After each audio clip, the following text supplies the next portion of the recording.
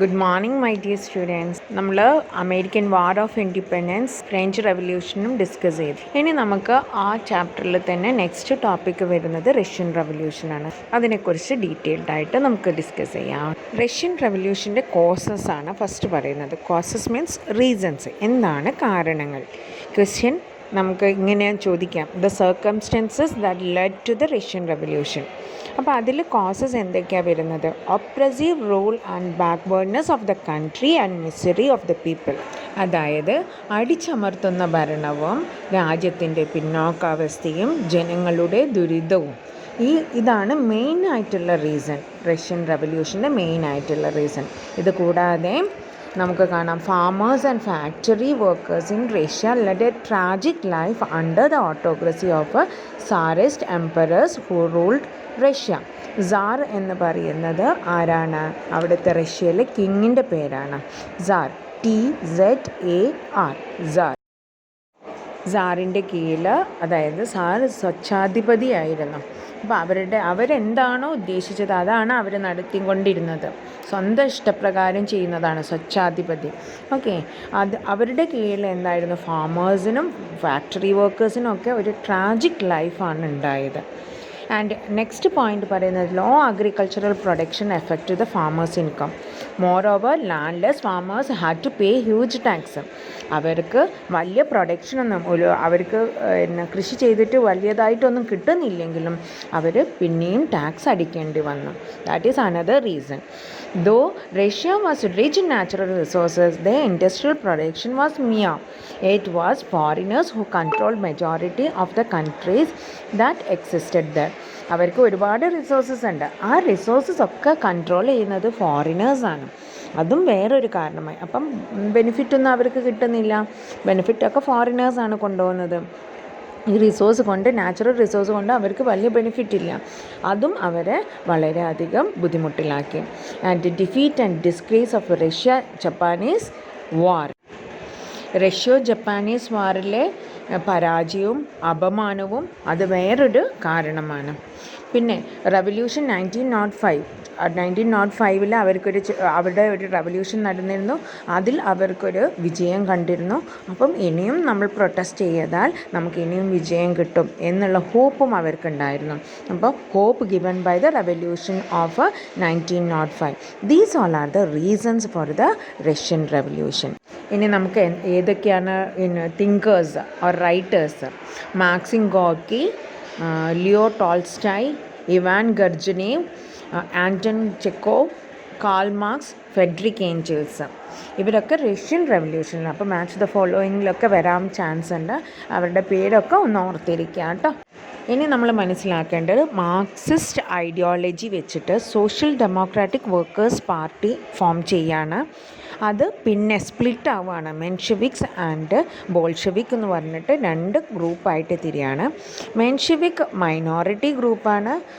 മെയിനായിട്ട് ഭൂരിഭാഗവും ബോൾഷെവിക് ആയിരുന്നു, majority ഗ്രൂപ്പായിരുന്നു.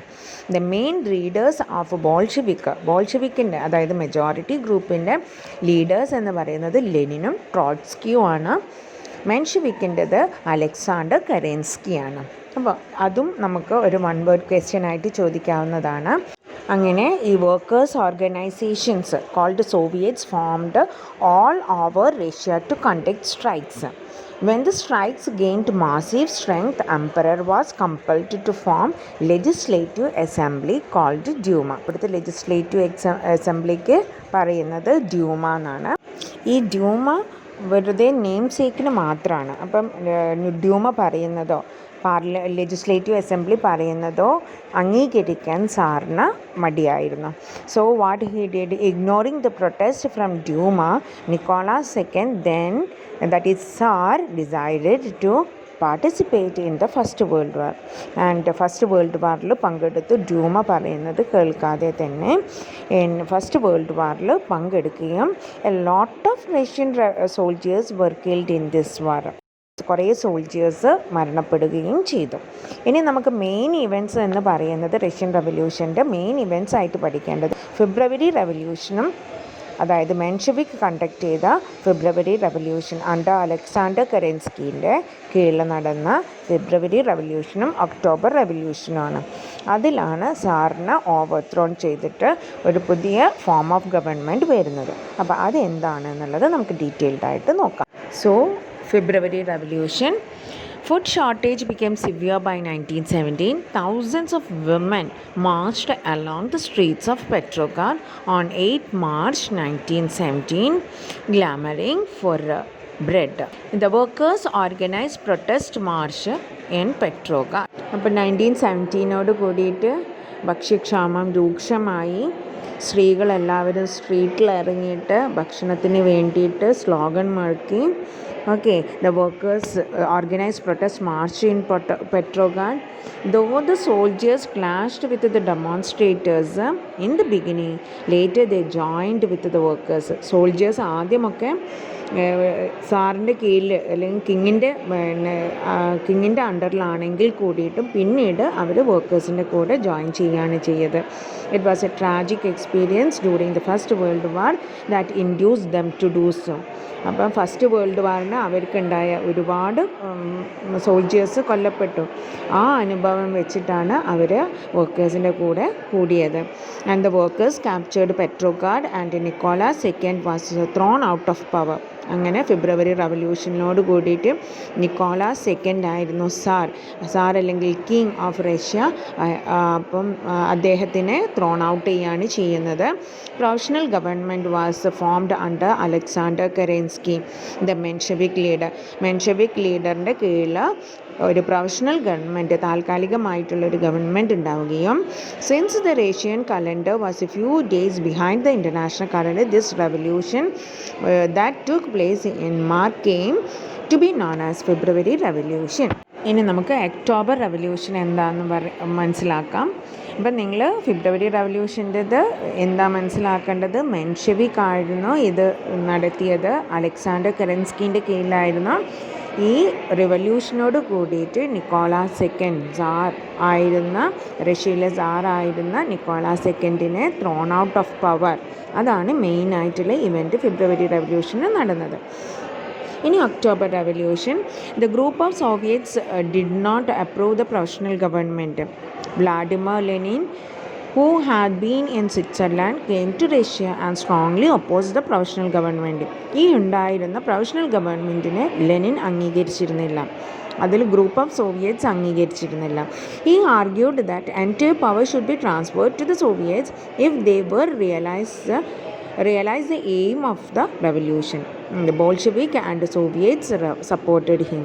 They propagated that only proletarians, workers' government could eradicate centuries old economic backwardness and inequalities.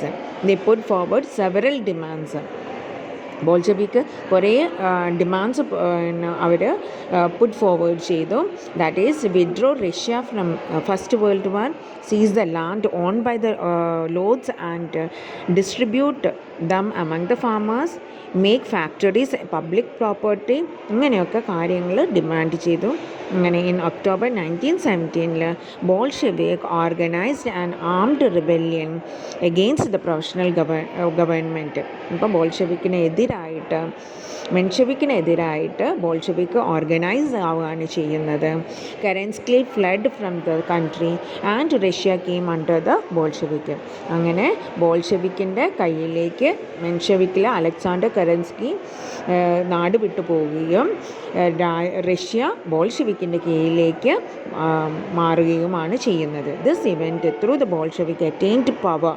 Bolshevik അവരുടെ അധികാരം പിടിച്ചെടുത്ത ഈ റെവല്യൂഷനെയാണ് ഒക്ടോബർ റെവല്യൂഷൻ എന്ന് പറയുന്നത്. ഇനി നമുക്ക് റഷ്യൻ റെവല്യൂഷൻ റിസൾട്ട് എന്താണെന്ന് നോക്കാം.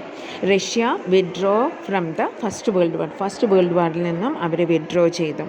Ceased out the land and distributed among the പെസൻസ്.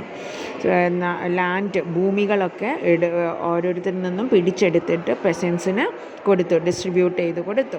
Give importance to the public സെക്ടറിനാണ് അവർ ഇമ്പോർട്ടൻസ് കൊടുത്തത്. ഗവൺമെൻറ് കീഴിലുള്ള ഇൻസ്റ്റിറ്റ്യൂഷൻസും കാര്യങ്ങൾക്കുമാണ് അവർ ഇമ്പോർട്ടൻസ് കൊടുത്തത്. Gave importance to the public sector. Introduce centralised planning. ഒരു സെൻട്രലൈസ്ഡ് പ്ലാനിങ് ആണ് അവർ പ്രൊമോട്ട് ചെയ്തത്. Achieved development in the field of science, technology, economy. New constitution came in to force in 1924. Union of Soviet Socialist Republic was formed by consolidating different Soviet republic. Then last point, spread of socialist ideas all over the world. Okay, socialist ideas എല്ലാ വേൾഡിലെ മിക്ക കൺട്രീസിനും കൊടുത്തത് Russian റവല്യൂഷനോടെയാണ്. അത് റഷ്യനിൽ പുതിയൊരു constitution form ചെയ്യുകയും അതേപോലെ തന്നെ സയൻസിലും ടെക്നോളജിയിലും ഒക്കെ improvement ഉണ്ടാവുകയും ഒക്കെ ചെയ്തത് റവല്യൂഷനാണ്, റഷ്യൻ റവല്യൂഷനാണ്. അപ്പോൾ റഷ്യൻ റവല്യൂഷൻ നല്ലോണം പഠിക്കാം. American war of independence, French revolution, Russian revolution, ഇത് മൂന്നെണ്ണമാണ് ഫോക്കസ്ഡ് ഏരിയയിൽ നിന്ന് വന്നത്. അപ്പോൾ 80% മാർക്കാണ് ഫോക്കസ്ഡ് ഏരിയയിൽ നിന്ന് വരുന്നത്. അപ്പോൾ ഇത് തറവാക്കുക, ബാക്കിയുള്ളതും ഒന്ന് വായിച്ച് നോക്കുക കേട്ടോ. 20% വരുന്നത് കൊണ്ട് നിങ്ങൾക്ക് ജസ്റ്റ് ഒന്ന് വായിച്ച് നോക്കിയാൽ 1 വേർഡ് ക്വസ്റ്റ്യൻസോ ബാക്കിയുള്ളതോ വന്നിട്ടുണ്ടെങ്കിൽ നിങ്ങൾക്ക് അറ്റൻഡ് ചെയ്യാവുന്നതാണ്. Okay dear students, take care. Next ക്ലാസ്സിൽ നമുക്ക് geography first chapter focus area discuss ചെയ്യാം. That's all. Have a great day.